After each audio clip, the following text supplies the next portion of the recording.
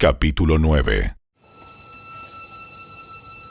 Jesús continuó diciendo: Les digo la verdad. Algunos de los que están aquí ahora no morirán antes de ver el reino de Dios llegar con gran poder.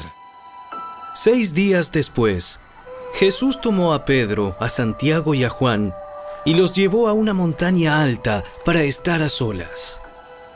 Mientras los hombres observaban, la apariencia de Jesús se transformó y su ropa se volvió blanca resplandeciente, más de lo que cualquier blanqueador terrenal jamás podría lograr.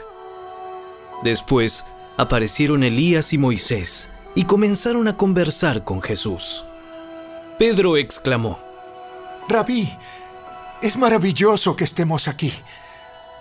Hagamos 3 enramadas como recordatorios. Una para ti, una para Moisés y la otra para Elías. Dijo esto porque realmente no sabía qué otra cosa decir, pues todos estaban aterrados. Luego una nube los cubrió y desde la nube se oyó una voz: Este es mi Hijo muy amado. Escúchenlo a él.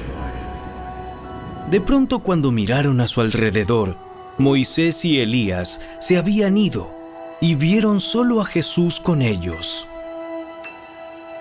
Mientras descendían de la montaña, Él les dijo que no le contaran a nadie lo que habían visto hasta que el Hijo del Hombre se levantara de los muertos. Así que guardaron el secreto, pero a menudo se preguntaban qué quería decir con levantarse de los muertos. Entonces le preguntaron: ¿Por qué los maestros de la ley religiosa insisten en que Elías debe regresar antes de que venga el Mesías? Es cierto que Elías viene primero a fin de dejar todo preparado. Sin embargo, ¿por qué las Escrituras dicen que el Hijo del Hombre debe sufrir mucho y ser tratado con total desprecio? Pero les digo, Elías ya vino, y ellos prefirieron maltratarlo, tal como lo predijeron las Escrituras. Cuando regresaron a donde estaban los demás discípulos, vieron que los rodeaba una gran multitud y que algunos maestros de la ley religiosa discutían con ellos. Cuando la multitud vio a Jesús, todos se llenaron de asombro y corrieron a saludarlo. ¿Sobre qué discuten? Un hombre de la multitud tomó la palabra y dijo: Maestro, traje a mi hijo para que lo sanaras. Está poseído por un espíritu maligno que no le permite hablar. Y siempre que este espíritu se apodera de él, lo tira violentamente al suelo y él echa espuma por la boca, rechina los dientes y se pone rígido. Así que les pedí a tus discípulos que echaran fuera al espíritu maligno, pero no pudieron hacerlo. Jesús le dijo: Gente sin fe, ¿hasta cuándo tendré que estar con ustedes? ¿Hasta cuándo tendré que soportarlos? Tráiganme al muchacho. Así que se lo llevaron. Cuando el espíritu maligno vio a Jesús, le causó una violenta convulsión al muchacho, quien cayó al piso retorciéndose y echando espuma por la boca. ¿Hace cuánto tiempo que le pasa esto? Desde que era muy pequeño. A menudo el espíritu lo arroja al fuego o al agua para matarlo. Ten misericordia de nosotros y ayúdanos si puedes. ¿Cómo que sí puedo? Todo es posible si uno cree. Al instante, el padre clamó: Sí, creo, pero ayúdame a superar mi incredulidad. Cuando Jesús vio que aumentaba el número de espectadores, reprendió al espíritu maligno. Escucha, espíritu que impides que este muchacho oiga y hable. Te ordeno que salgas de este muchacho y nunca más entres en él. Entonces el espíritu gritó, le causó otra convulsión violenta al muchacho y salió de él. El muchacho quedó como muerto. Un murmullo recorrió a la multitud. ¡Está muerto! ¡Está muerto! Pero Jesús lo tomó de la mano, lo levantó y el muchacho se puso de pie. Más tarde, cuando Jesús quedó a solas en la casa con sus discípulos, ellos le preguntaron: ¿por qué nosotros no pudimos expulsar ese espíritu maligno? Esa clase solo puede ser expulsada con oración. Saliendo de esa región, viajaron por Galilea. Jesús no quería que nadie supiera que Él estaba allí, porque deseaba pasar más tiempo con sus discípulos y enseñarles. Les dijo: El Hijo del Hombre será traicionado y entregado en manos de sus enemigos. Lo matarán, pero 3 días después se levantará de los muertos. Ellos no entendieron lo que quería decir, sin embargo, tenían miedo de preguntarle. Después de llegar a Capernaum e instalarse en una casa, Jesús preguntó a sus discípulos: ¿Qué venían conversando en el camino? Pero no le contestaron, porque iban discutiendo sobre quién de ellos era el más importante. Jesús se sentó y llamó a los 12 discípulos y dijo: Quien quiera ser el primero, debe tomar el último lugar y ser el sirviente de todos los demás. Entonces puso a un niño pequeño en medio de ellos, y tomándolo en sus brazos, les dijo: Todo el que recibe de mi parte a un niño pequeño como este, me recibe a mí. Y todo el que me recibe, no solo me recibe a mí, sino también a mi Padre, quien me envió. Juan le dijo a Jesús: Maestro, vimos a alguien usar tu nombre para expulsar demonios, pero le dijimos que no lo hiciera, porque no pertenece a nuestro grupo. No lo detengan. Nadie que haga un milagro en mi nombre podrá luego hablar mal de mí. Todo el que no está en contra de nosotros está a nuestro favor. Si alguien les da a ustedes incluso un vaso de agua porque pertenecen al Mesías, les digo la verdad, esa persona ciertamente será recompensada. Si tú haces que uno de estos pequeños que confían en mí caiga en pecado, sería mejor que te arrojaran al mar con una gran piedra de molino atada al cuello. Si tu mano te hace pecar, córtatela. Es preferible entrar en la vida eterna con una sola mano que en el fuego inextinguible del infierno con las 2 manos. Si tu pie te hace pecar, córtatelo. Es preferible entrar en la vida eterna con un solo pie que ser arrojado al infierno con los 2 pies. Y si tu ojo te hace pecar, sácatelo. Es preferible entrar en el reino de Dios con un solo ojo que tener los 2 ojos y ser arrojado al infierno, donde los gusanos nunca mueren y el fuego nunca se apaga, pues cada uno será probado con fuego. La sal es buena para condimentar, pero si pierde su sabor, ¿cómo la harán salada de nuevo? Entre ustedes deben tener las cualidades de la sal y vivir en paz unos con otros. Marcos, capítulo 10. Luego Jesús salió de Capernaum, descendió a la región de Judea y entró en la zona que está al oriente del río Jordán. Una vez más, las multitudes lo rodearon y él les enseñaba como de costumbre. Unos fariseos se acercaron y trataron de tenderle una trampa con la siguiente pregunta: ¿Está bien permitir que un hombre se divorcie de su esposa? Jesús les contestó con otra pregunta: ¿Qué dijo Moisés en la ley sobre el divorcio? Bueno, él lo permitió. Dijo que un hombre puede darle a su esposa un aviso de divorcio por escrito y despedirla. Moisés escribió ese mandamiento solo como una concesión ante la dureza del corazón de ustedes. Pero desde el principio de la creación, Dios los hizo hombre y mujer. Esto explica por qué un hombre deja a su padre y a su madre y se une a su esposa, y los 2 se convierten en uno solo. Como ya no son 2 sino uno, que nadie separe lo que Dios ha unido. Más tarde, cuando quedó a solas con sus discípulos en la casa, Ellos sacaron el tema de nuevo. Él les dijo: El que se divorcia de su esposa y se casa con otra mujer, comete adulterio contra ella. Y si una mujer se divorcia de su marido y se casa con otro hombre, comete adulterio. Cierto día, algunos padres llevaron a sus niños a Jesús para que los tocara y los bendijera. Pero los discípulos regañaron a los padres por molestarlo. Cuando Jesús vio lo que sucedía, se enojó con sus discípulos y les dijo: Dejen que los niños vengan a mí. No los detengan, pues el reino de Dios pertenece a los que son como estos niños. Les digo la verdad, el que no reciba el reino de Dios como un niño, nunca entrará en él.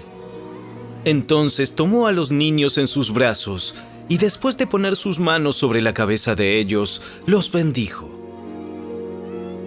Cuando Jesús estaba por emprender su camino a Jerusalén, un hombre se le acercó corriendo, se arrodilló y le preguntó: Maestro bueno, ¿qué debo hacer para heredar la vida eterna? ¿Por qué me llamas bueno? Solo Dios es verdaderamente bueno. Pero para contestar a tu pregunta, tú conoces los mandamientos.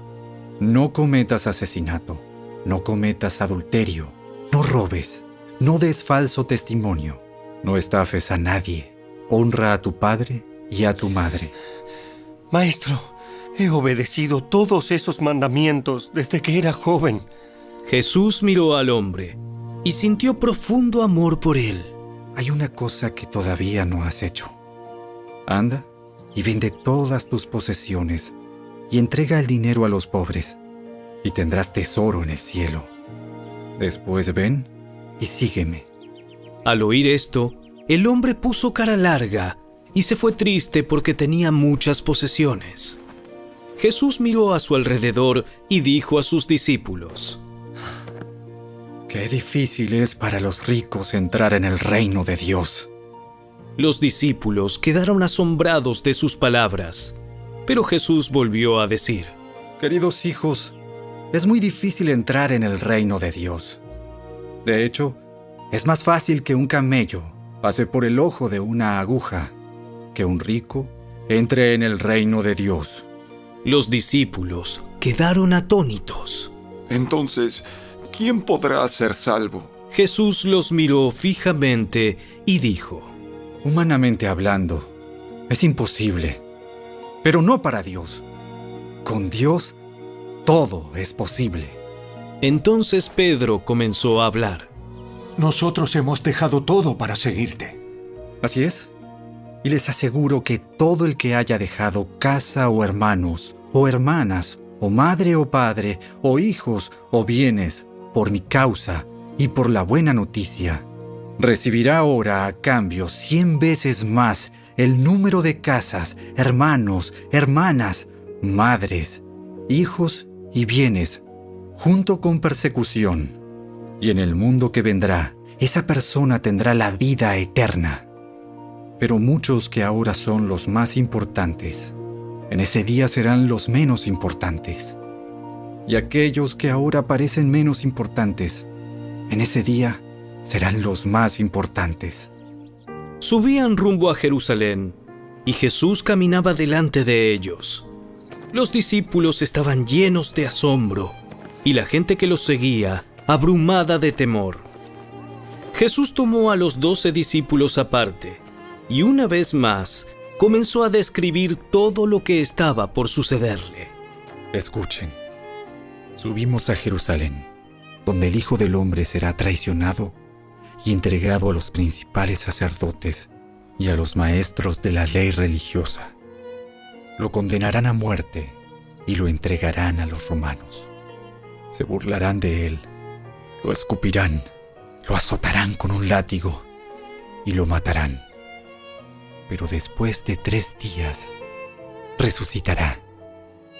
Entonces Santiago y Juan, hijos de Zebedeo, se le acercaron y dijeron: Maestro, queremos que nos hagas un favor. ¿Cuál es la petición? Cuando te sientes en tu trono glorioso, nosotros queremos sentarnos en lugares de honor a tu lado. uno a tu derecha y el otro a tu izquierda. No saben lo que piden. ¿Acaso pueden beber de la copa amarga de sufrimiento que yo estoy a punto de beber? ¿Acaso pueden ser bautizados con el bautismo de sufrimiento con el cual yo tengo que ser bautizado? Claro que sí. Podemos. Es cierto.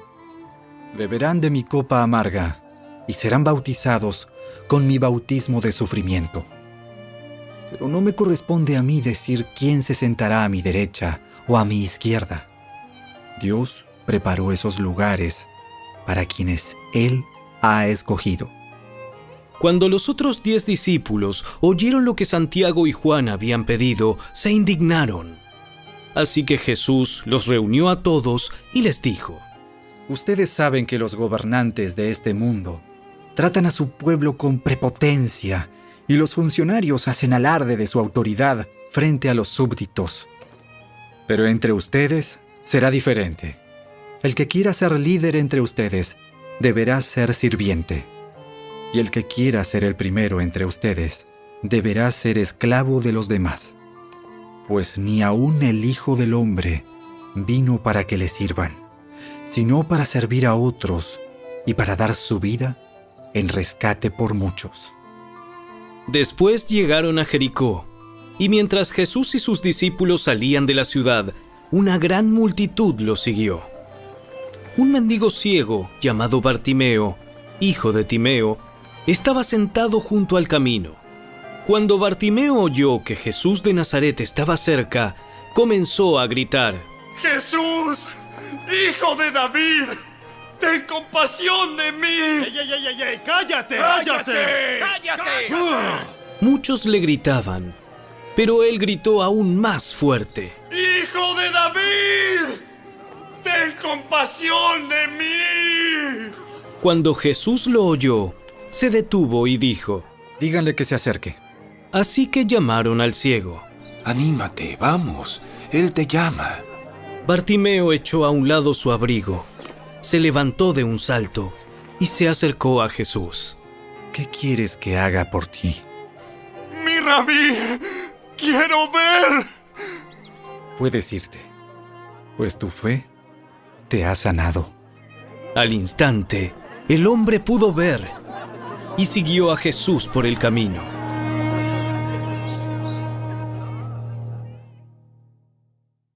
Capítulo 11. Mientras Jesús y los discípulos se acercaban a Jerusalén, llegaron a las ciudades de Betfagé y Betania, en el Monte de los Olivos. Jesús mandó a 2 de ellos que se adelantaran. Vayan a la aldea que está allí. En cuanto entren, verán un burrito atado que nadie ha montado jamás. Desátenlo y tráiganlo aquí. Si alguien les pregunta, ¿qué están haciendo?, simplemente digan, el Señor lo necesita y Él lo devolverá pronto. Los 2 discípulos salieron y encontraron el burrito en la calle, atado frente a la puerta principal. Mientras lo desataban, algunos que estaban allí les preguntaron: ¿Qué están haciendo? ¿Por qué desatan ese burrito? Ellos contestaron lo que Jesús había dicho, y se les dio permiso para llevarlo. Así que llevaron el burrito a Jesús y pusieron sus prendas encima, y él se sentó allí. Muchos de la multitud tendían sus prendas sobre el camino delante de él, y otros extendían ramas frondosas que habían cortado en los campos. Jesús estaba en el centro de la procesión, y la gente que lo rodeaba gritaba: ¡Alaben a Dios! ¡Bendiciones al que viene en el nombre del Señor! ¡Bendiciones al reino que viene! ¡El reino de nuestro antepasado David! ¡Alaben a Dios en el cielo más alto! Así Jesús llegó a Jerusalén y entró en el templo. Después de mirar todo detenidamente a su alrededor, salió porque ya era tarde. Después regresó a Betania con los 12 discípulos. A la mañana siguiente, cuando salían de Betania, Jesús tuvo hambre. Vio que a cierta distancia había una higuera frondosa, así que se acercó para ver si encontraba higos. pero solo tenía hojas porque aún no había comenzado la temporada de los higos. Entonces Jesús dijo al árbol: Que nadie jamás vuelva a comer tu fruto. Y los discípulos lo oyeron. Cuando llegaron de nuevo a Jerusalén, Jesús entró en el templo y comenzó a echar a los que compraban y vendían animales para los sacrificios.